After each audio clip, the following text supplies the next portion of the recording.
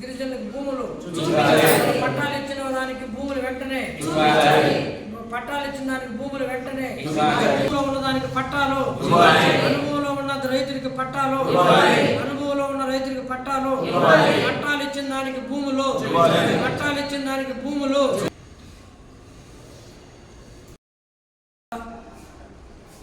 ఓజిలి మండలం భువనగిరిపాళెంలో 2019లో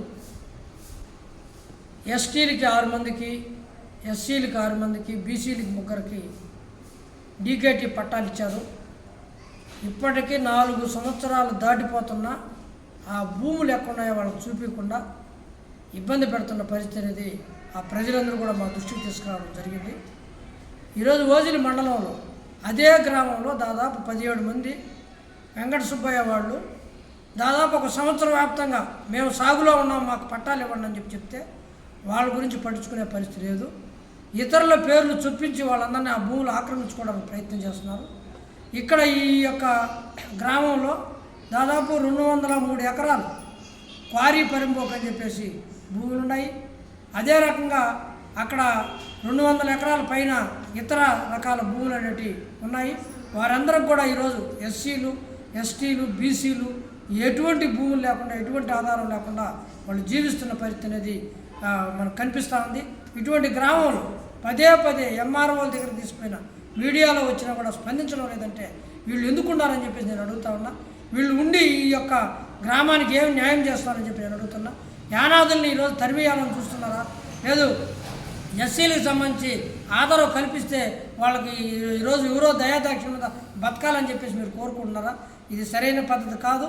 వెంటనే జిల్లా కలెక్టర్ గారు జోక్యం చేసుకొని, జేసీ గారు జోక్యం చేసుకొని తహసీల్దార్ యొక్క వైఖరిని మార్చి వాళ్ళకి భూములు చూపించాలి. అదే రకంగా సాగులో ఉన్న వాళ్ళకి పట్టాలు వెంటనే మంజూరు చేయాల్సిన అవసరం ఉంది. లేకపోతే సిపిఎం పార్టీ ఆధ్వర్యులు పెద్ద ఎత్తున గ్రామస్తులకు మద్దతుగా, వాళ్ళకు అండగా మొత్తం మండలంలో ఉండే దళితుల్ని, గిరిజనుల్ని అందరినీ ఏకం చేసి పెద్ద ఎత్తున పోరాటం చేయాల్సి వస్తుందని చెప్పేసి నేను హెచ్చరిక చేస్తున్నాను. జగనన్నకి స్పందన కార్యక్రమం దాదాపు 2 దఫాలుగా మే నెలలో ఇచ్చారు, ఆగస్టు నెలలో ఇచ్చారు.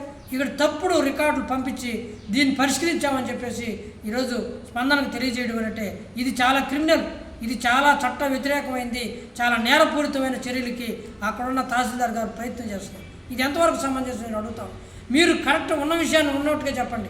ఎవరో అది అనుభవంలో ఉన్నారు, వీళ్ళు అనుభవంలో ఉంటే, వెంకట సుబ్బయ్య తదితరుల అనుభవంలో ఉంటే వాళ్ళు అర్జీ ఇస్తే ఆ అర్జీలో ఉన్న వివరాలు లేకుండా ఇతర విషయాలు చెప్పి వాళ్ళ పైన అధికారులను మభ్యపెట్టే కార్యక్రమం చేస్తున్నారు. ఖచ్చితంగా వాళ్ళందరితో కూడా చర్చిస్తున్నాం. రాబోయే కాలంలో మొత్తం మండలంలో ఉన్న పేదలందరినీ ఏకం చేసి ఈ భూములు వాళ్ళకి దక్కేటట్టుగా చేస్తాం. భూమి ఉంటే వాళ్ళకి భద్రత ఉంటుంది, భూమి ఉంటే వాళ్ళు చదువుకుంటారు, భూమి ఉంటే వాళ్ళకి ఆరోగ్యం ఉంటుంది. కాబట్టి భూమి ఉండడం ద్వారా వాళ్ళకి గౌరవం ఉంటుంది.